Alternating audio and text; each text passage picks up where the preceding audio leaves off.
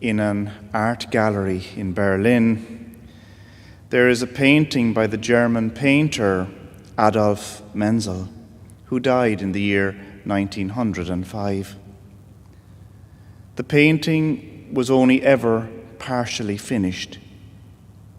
It intended to show King Frederick the Great of Prussia, who lived in the 1700s. And King Frederick was in the painting speaking to some of his generals. Menzel painted the generals in the background and left the painting of the king until last.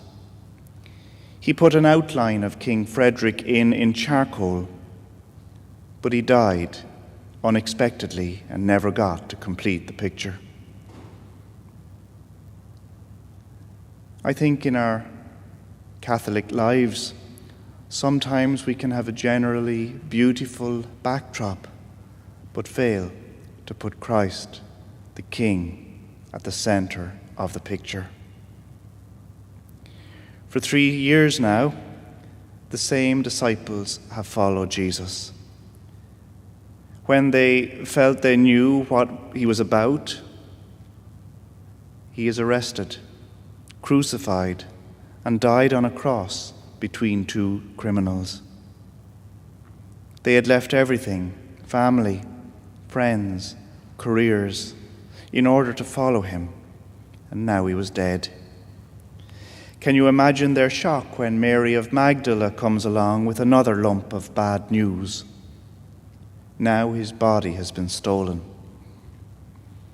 Peter, who had the courage to enter the tomb, comes maybe to an understanding of what Jesus meant when he spoke of rising from the dead.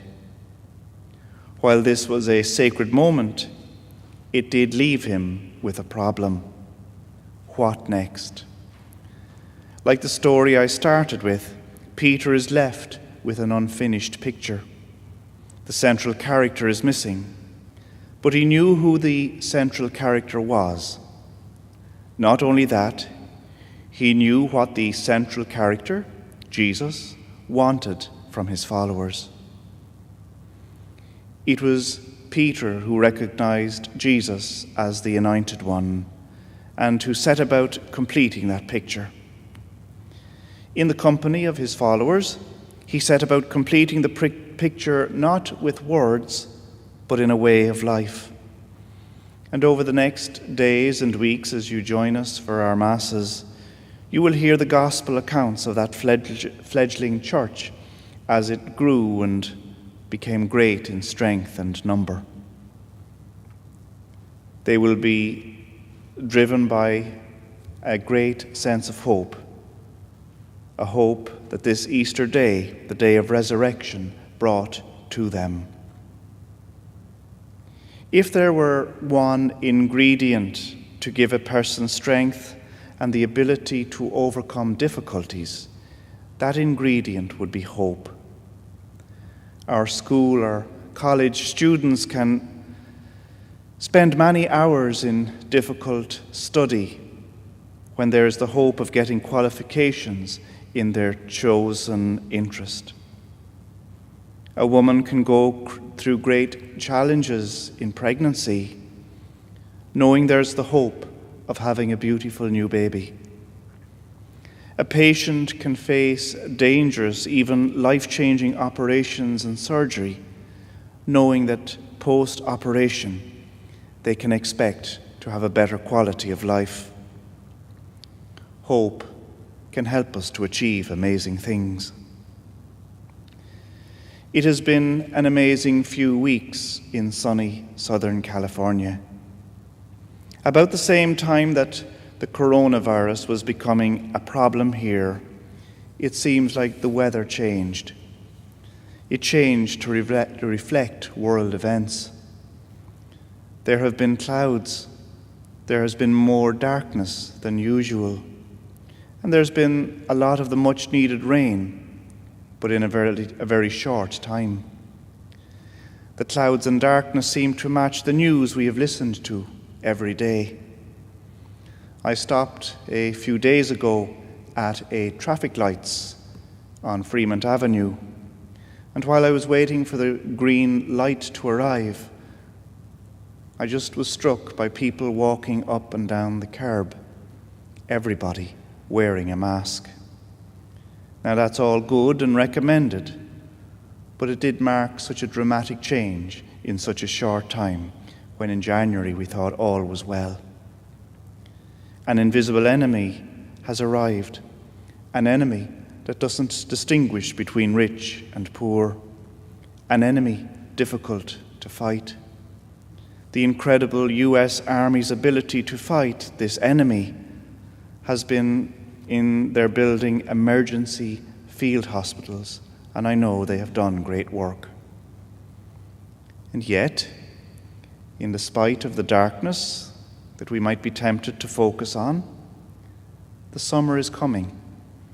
New light and brightness is coming into our world. There is always hope.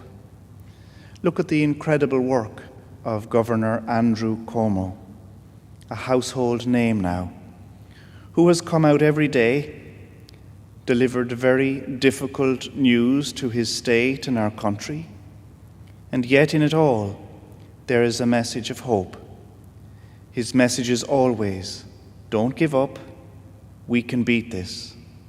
There is hope. And he's right. Someday soon, light will dispel darkness, and the great work of our amazing health care professionals and care teams will outwit and beat the coronavirus.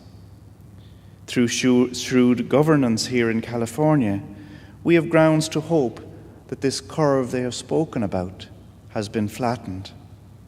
And we can and will do amazing things in order to get back to normality when the time is right. As I said, when we have hope, the hope that normality will return, we can endure stuff we don't like. Things like social isolation, empty shelves, closed parks, no public mass that we can attend, perhaps death, so many funerals that may have taken place.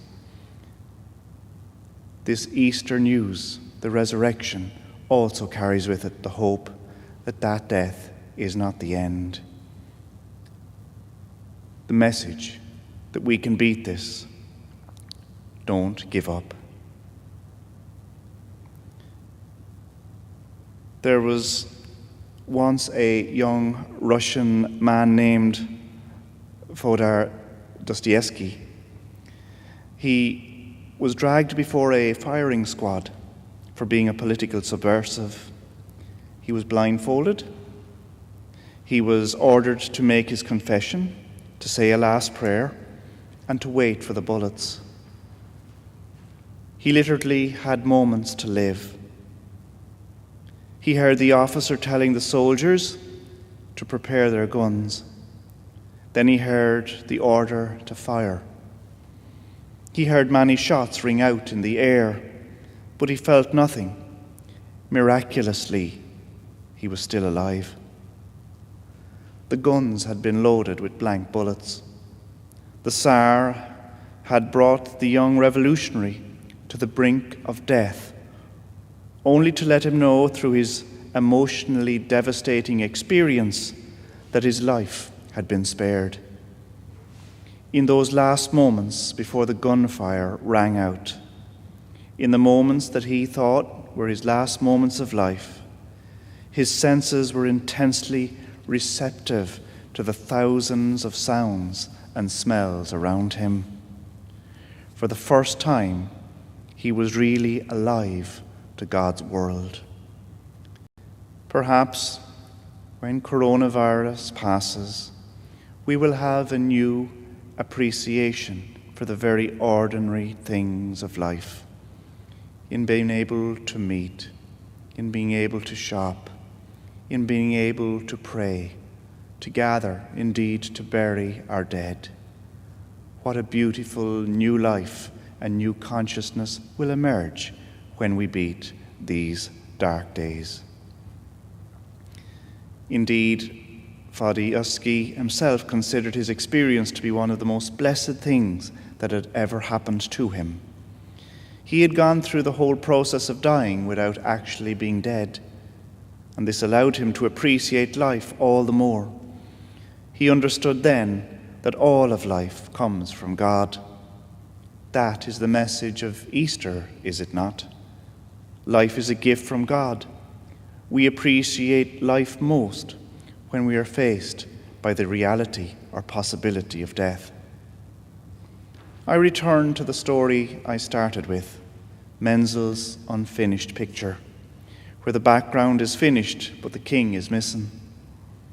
This evening, like Peter, we arrive at that empty tomb. We face that same difficulty. What next? From the scriptures, we know what the finished painting is supposed to look like. What do we do? Maybe we could copy Peter. Perhaps we can depict a good representation of Jesus by the way we live our lives. Lord, in this Easter, guide our steps, send us your Spirit, and nourish our hope. Amen.